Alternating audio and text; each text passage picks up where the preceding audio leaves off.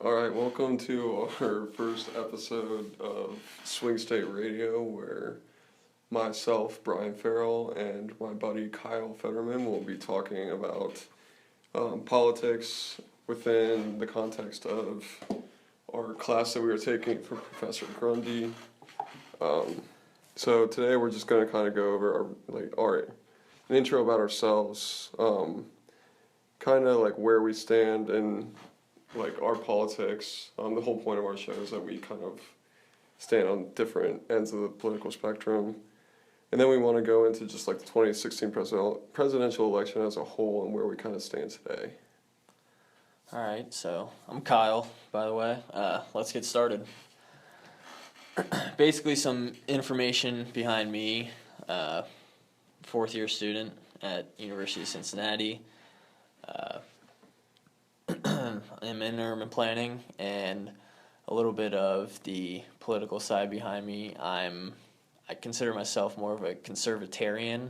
I'm conservative, and I believe in the Constitution and fiscal responsibilities, and I believe in as much limited government as possible. It's a double contrast, much limited government. But anyway, basically we're urban planning students, and we're going to talk about how this podcast and how politics relate to the urban planning major throughout this entire podcast. Yeah, that's kind of our goal. And believe it or not, we met as urban planning students, and, well, we kind of, like, fight about politics. We are, well, not fight, but, like, we have different political views. Oh, we get into good debates all the time.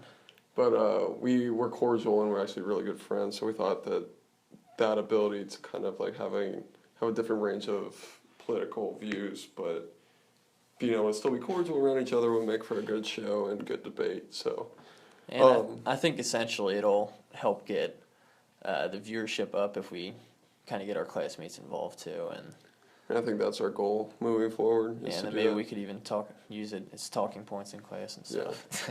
Yeah. So just, again, Kyle just talked about himself, a little bit about me. I'm Brian Farrell. I'm actually a sixth year because I switched into DAB after 2 years. Wrapping up this year, though, so thank God for that. But I am my political views kind of different from Kyle's. Well, I was born and raised in a conservative family. As I've kind of like grown up and, gone through these few years of college, I've kind of like switched my views more to liberal. I would say I view myself more liberal, and I see like government as a tool to benefit people's lives. And the biggest thing that I worry about is that I think we as a society have this like thing where we all start at different points, and the biggest thing like when we are born, and the biggest thing I want to see is just like each American having the same amount of equal opportunities as the others, and knowing that necessarily that if one works harder than the other, that they will end up somewhere else. But I want everyone to have the opportunity to reach the same point if they put in the work. So you're saying like equal opportunity from birth. Yeah. So like people don't inherit as much money as Yeah, some do. So like for example, Donald Trump inherited $1 million and is obviously much better off than a lot of people out in the world today. Yeah, and I know that like obviously we live in a world where like you're gonna have the Donald Trumps, and we'll get into him later because we both one thing we can't agree on is we both kind of hate him. So we'll get into that a little bit later. But yeah, just that like I don't want to see anyone that's like stuck in poverty be stuck in poverty and not be given the opportunities that I was given and that Kyle was given, and that's just mainly. Oh yeah. Go ahead. So basically, I guess on the outline for this show, going forward, in today's episode, we're going to talk about the 2016 election, and we'll start off going through the primaries, who we voted for in the primaries, where we stand, how we still view those candidates, if we would still vote for them today, why we voted for them, thoughts on the general election, and what conundrum we have gotten ourselves into as a country. Shit show that we have going on right and then where we stand on these candidates and who we plan on voting for. So, let's get started. Where did you stand when it comes in terms of the primary? So kind of going into the primary, like I said, I view myself more liberally. So I was looking, and to that point, like pretty progressive. So I was looking in the primaries, and we had basically the only viable candidates on the Democratic side were Hillary Clinton, Bernie Sanders, and Martin O'Malley. But like being completely honest, like, and you can ask just about anybody, Hillary Clinton was basically handed that. She got hosed. Yeah. She hosed Bernie. Like they're. Well, she not. I mean, just like not her. She was basically self-proclaimed the DNC nominee before we got even into primary season. So I think it was like we were looking at Hillary Clinton, who, you know, has like her issues and has been, you know, related to like things that aren't necessarily like that great. And then we had Martin O'Malley, who was, in my opinion, just a little bit too incompetent to be up there running. I don't think he could garner a vote. Yeah. At all, especially with them too, because Bernie Sanders got a ton of popularity in college kids. And then you have Bernie Sanders, who was this like self-proclaimed democratic socialist and all these different things, but in my opinion, going into that, like I just did not want Hillary, this person that's flip-flopped on so many different things, to become the nominee. So I started to look. Then, like I said, Martin O'Malley wasn't really a good option. So I think I started to look at Bernie Sanders as kind of like this. Yes, I didn't agree with all his policies, but I thought that like on certain main issues for me that mattered for me, like energy and infrastructure and campaign finance reform, he stood out very strongly. So in the primary, I ended up voting for Bernie, even though he didn't pull it off. Now, I will say where I differ from other Bernie supporters is that I don't think I'm not this like, you know, Bernie or bust type person that, you know, a lot of other Bernie supporters are synonymous for. Oh yeah. So I originally went through the primary process. I was a little unsure because we had 17 candidates, was it, to start with. Originally I wanted Rick Perry, and I was a huge supporter of Rick Perry, and Governor Scott Walker. I believed he could have been a good constitutional and conservative candidate. And then eventually it just started dropping. Everybody started dropping like flies, and it got down to 8 to 10 people. And well, the problem was it was such a shit show in the beginning that like I think. Oh yeah, there were way too many. It's like where the Democrats had the problem of not having enough people stepping up to run, like viable people stepping up to run. Yeah. The Republicans, on the other hand, had too many people running. Oh yeah, and it definitely took a toll because I think going into it, Donald Trump had a lot of support just because of his popularity and his I think Donald Trump abrasiveness. Yeah, I think Donald Trump was a product of the. Like, not even that, like, I don't even think people really hear what he's saying. They just, like, fuck the government. Yeah, you know? I think it's that, and people are so upset with how the country's being run. Like, I think Obama's at 60%. He's at 55 or 60, somewhere in there. He's over 50% disapproval. Oh. Yeah. And, like, he's higher in approval ratings. Right but, now. I'm not thinking of approval. I'm thinking of where our country's going.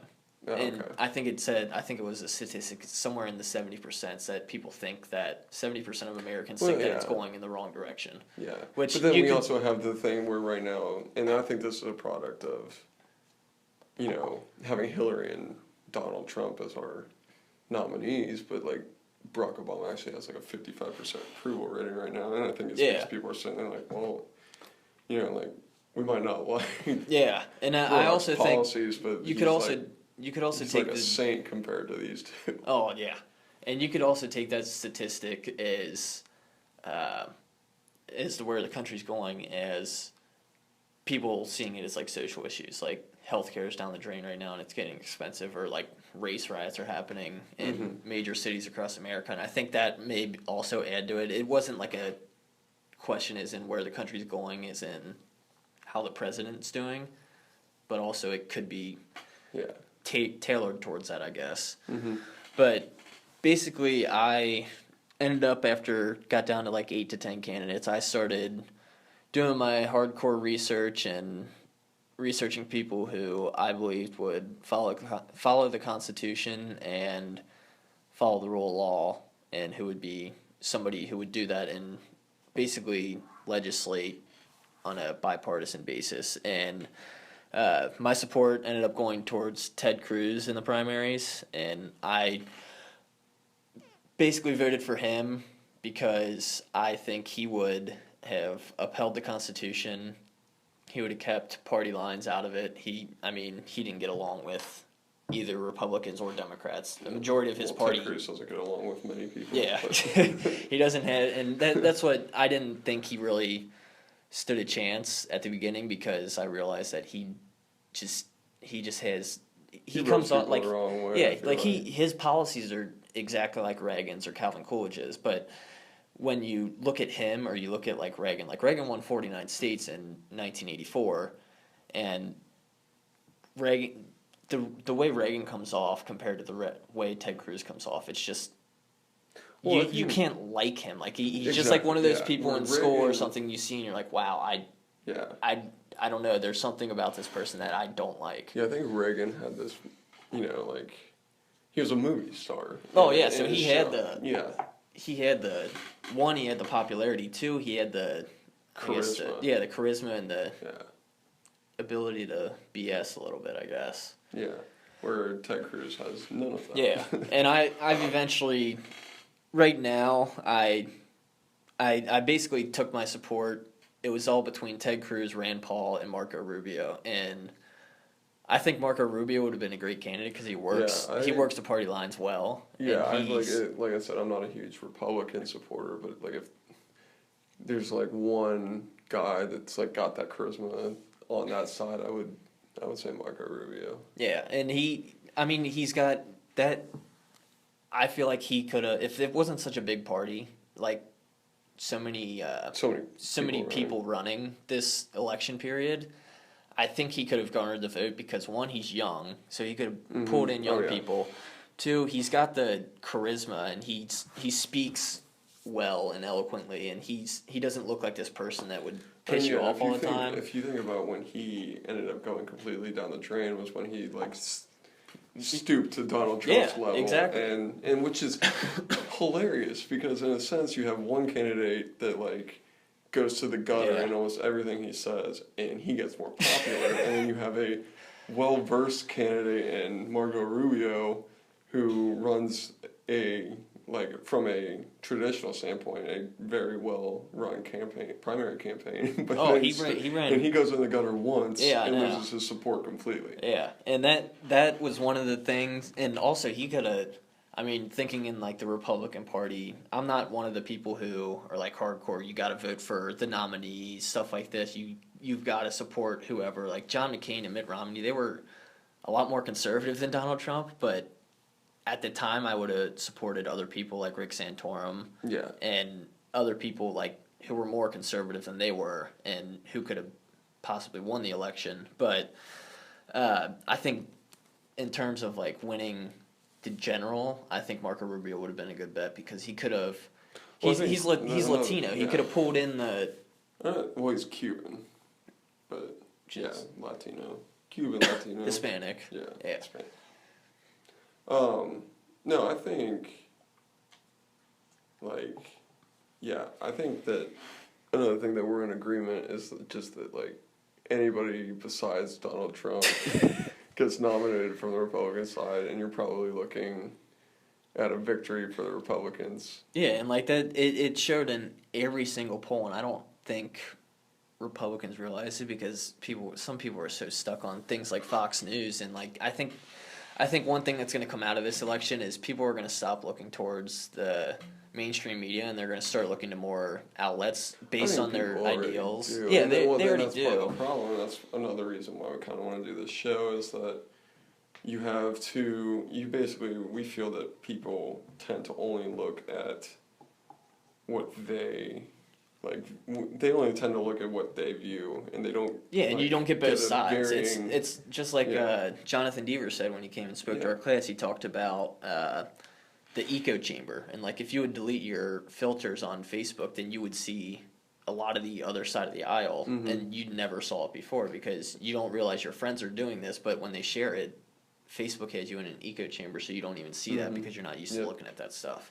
And I think that's a great help for our podcast because it would get people to listen and make decisions and like informed decisions. Like I'm not saying college. I feel like college students are a lot more educated, and I think they're more a the lot baby more boomers. educated than people give us credit for. Yeah, and I think we're educated on the point of politics, and everybody's so interested in it, and like I'm glad it's a big thing, but I think some people our age are looking more towards like the mainstream media sources for their news, and I mean I think we can generally agree most mainstream media sources except for Fox News are moderately left leaning.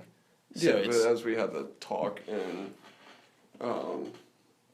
in our class just on last Thursday with Phil Cunningham, that because of that then you have like a more conservative wing in the radio sector. Definitely. And and that's what we're trying to get people to get out of this is to get out of their echo chambers and like just be willing to listen. Yeah, be willing to listen to the other side because I enjoy hearing the other side's arguments. I enjoy a good debate. I think it's fun talking politics. There's certain issues that kind of like we talked about last class that people get into and it just gets so heated and emotional, and I think there's a better way around it where you don't have to get pissed off about everything. Just talk about it civilly and figure out ways to overcome barriers and borders that are happening in our country because they're crazy divide right now, in my opinion.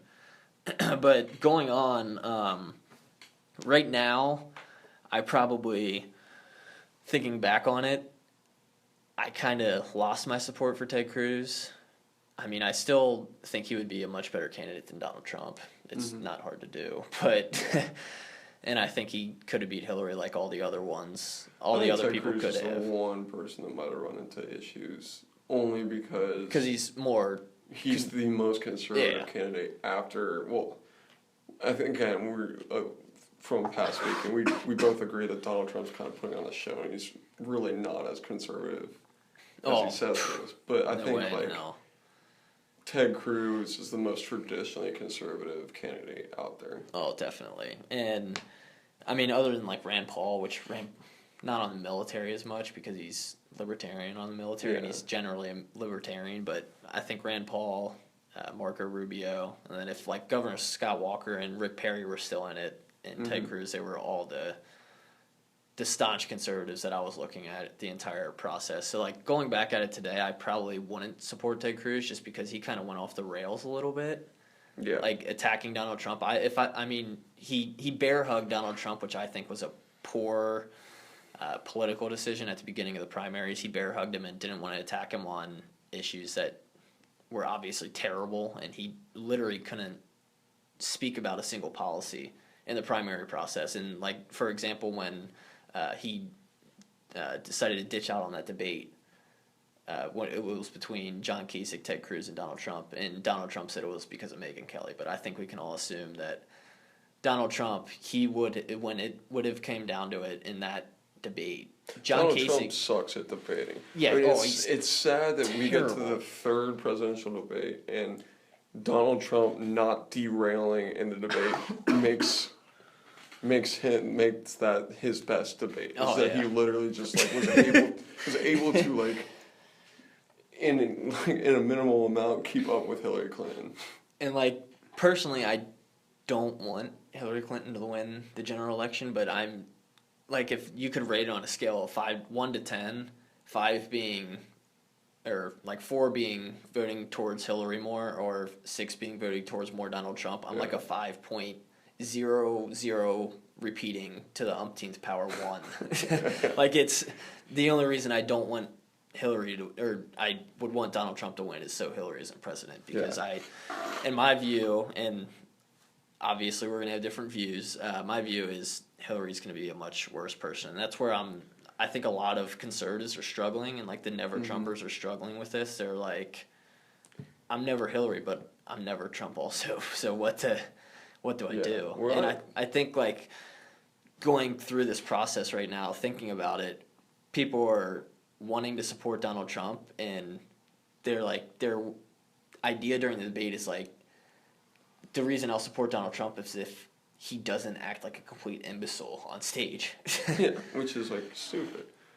I think where I kind of stand today was after, Bernie lost, I kind of took a step back and I was like, okay, because up to that point I was like, I'm never voting for Hillary. I can't stand her. I just don't want another. I basically don't want like the Clintons to become the next Bushes, where we keep having them in this position of power. See, I want to step in here.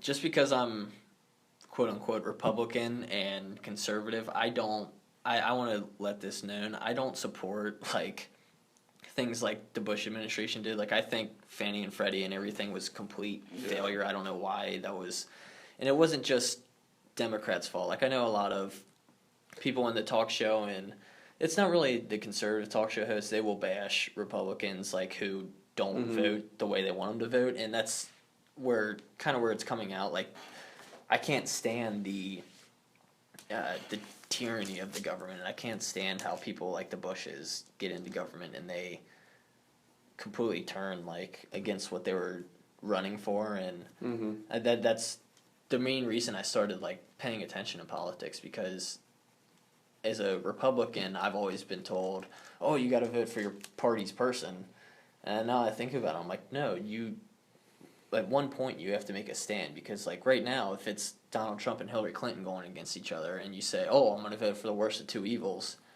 eventually, I'm not saying it's going to, but eventually it could turn into like Hitler versus Stalin. Like, oh, who's worse? Oh, yeah. Somebody persecuted Jews. Let's vote for the guy who wanted to persecute the rest of the country and take over the world. Yeah. So, but yeah, I mean, I think for me, going in, I was kind of like what you said, I was like the lesser of two evils. But I started taking a look at like Hillary Clinton's positions, and I actually, to a certain extent, agreed with a lot of them. And while she does have some sketchy patches, Some? Okay, a little bit more than just some, but she has some issues for sure. But I think overall, she's the only person that is truly qualified to actually run this country, and that's why come November 8th, I'll be voting for Hillary Clinton. Well, now that we get into that topic of the show, so we've kind of finally caught up to like present day, and after running through as quickly as possible where we've been for the last year now? Yeah. It's hard to believe it's been a year since the first. Yeah, it felt like it was literally debates. like 2 or 3 months ago during the debates, and then like I'll have my friends talk about it in the group chat and everything. I'm like, well, 2 months. Oh no, that was like 8 months ago that Donald Trump did this and that, and basically on this general election, like I said earlier, I'm at a 5.00 to the umpteenth power 1, repeating, voting for Donald Trump, and it's. Like I said, the better of two evils is not a reason for me to vote, and there's only so few chances that Donald Trump gets to garner my vote, and I think a lot of, especially mainstream media nowadays, they're both Democrats and Republicans are responsible for it. They're bashing the third-party people and the people who don't want to vote for these candidates because they're so terrible. They're bashing them, so people like Sean Hannity are like, oh, well, you're gonna let Hillary, you're voting for Hillary if you're not voting for Trump. And I'm like thinking to myself, have you ever done simple math? Yeah. Like it's 0 vote for either buddy means nobody gets any votes. It's not a vote for Hillary and it's not a vote for Trump. Yeah, my problem with the third party candidates, which I guess, we can talk about in length on a different show or whatever, but just quickly is that they're not nearly they're not even nearly as vetted as they like Trump. Definitely not. Like, I mean, we're Even though literally he's like, not even that vetted yeah. either. I mean, you're literally looking at like two people who you're basically saying, oh, like, I might support them because I hate the other two candidates. But I think John Oliver did a really good piece, if you have a chance to watch it, where he showed how it's like, it's not voting for the lesser of two evils. It's in picking like the third party candidate. It's like basically if you include the third party candidates, you're voting for the lesser of four evils because Yeah. all four of them are like not or have their issues to a certain extent. Oh, definitely. And that's generally where I stand right now. I'm full on just voting down ballot for the conservative choice. I think in my opinion, it's less of where you stand on the presidential candidates because it's looking clearer and clearer that Hillary is probably going to win.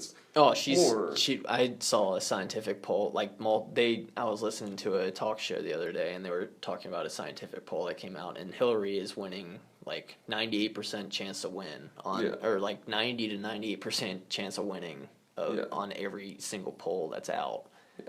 And it's to the certain extent where she's now like moving funding into states like Arizona, which are traditionally red, trying to either get them to switch, and she's now like focused her attention on the down ballot. Yeah, that's what I was gonna say. I just saw that today. She's starting to focus on the down ballot candidates, and I think that's what one thing we want our viewers to look out for is.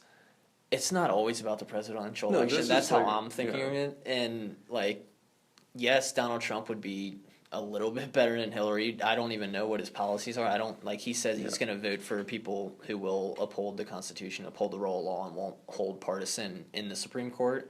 But it doesn't matter because generally thinking, if you hold the House and the Senate ultimately decides whether or not you can appoint those judges. So. Essentially, that's why I'm choosing to vote down ballot as of now.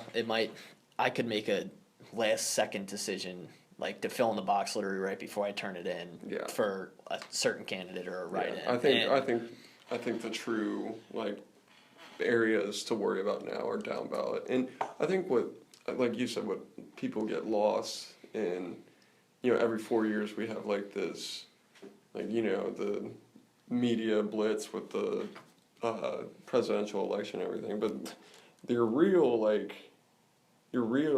power comes from who you elect at the local and state level and your state representatives, senators. Those positions have real power and or honestly might affect your life more than who becomes president.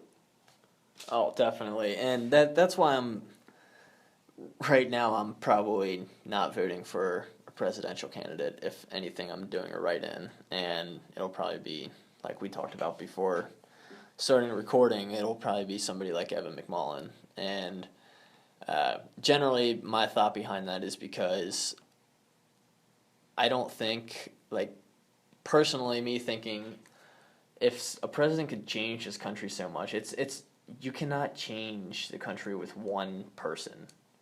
And Barack Obama, he couldn't destroy, in my opinion, he couldn't destroy this country by himself. Mm-hmm. And a lot of people were like, Hillary's going to destroy the country. I'm thinking to myself, no, she will not, because Barack Obama's been having the same policies, if not worse on some things, and sometimes Hillary's worse on others.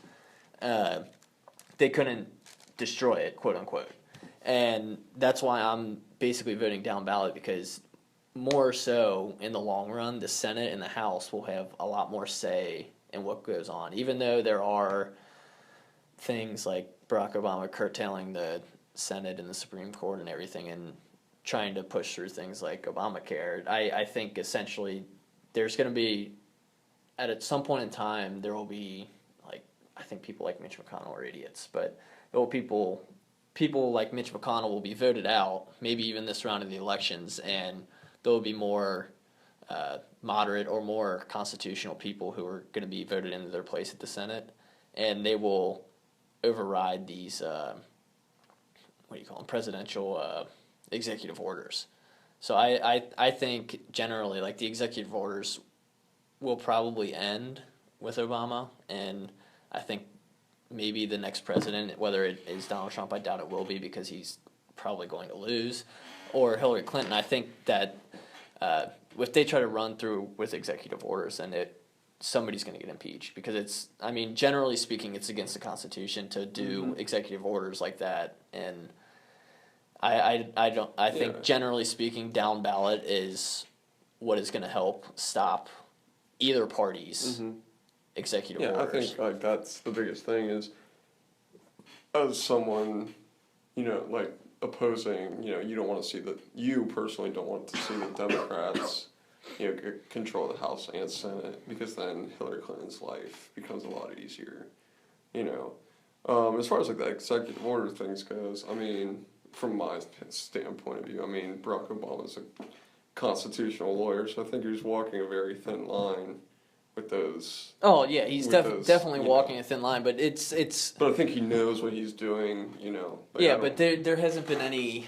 Any people rebelling against it. Like you don't see anybody in the Senate except for like Ted Cruz, who was going in like the Freedom Caucus in general, which is like 8 people going against it and saying like, hey, this is not. You can't do this. The thing that scares me the most about the executive orders is that by doing that, he's setting a precedent. Oh, and if you get someone like Donald Trump in office, like he can surround himself with whoever he wants, but the moment he decides to put out a presidential mandate, to do whatever, Donald Trump wants, that's when things start to get scary. And I think that's why setting a precedent of executive orders becomes an issue. Yeah, I just think it should go. That's the reason we have the 3-tier government is somebody's trying to make the laws, somebody's approving the laws, and somebody's mandating the laws. And that's how the government was founded. I think that personally in my decision, I think that is how the country should be run because that's when we were most economically prevalent and killing it. All right, I think that's going to wrap up our first episode. Bear with us. Episode number 1 in the books. Yeah, bear with us as we kind of, figure it out and get into the heated debates. And, getting our heads wrapped around this whole project we've taken on. So, but I think for, first go at it, we did pretty well. I think it was general. For one take, we don't have to do multiple takes. This is basically a live show because we're not like...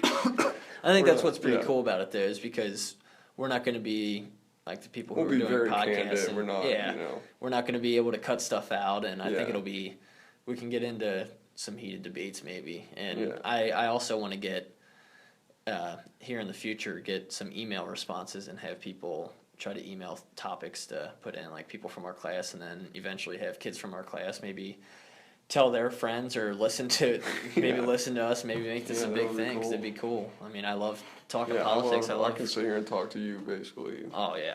All day about this. So. What, you in love with me, man? What's wrong with you? I guess that wraps up episode 1. We will see you back here in a couple days. Yep.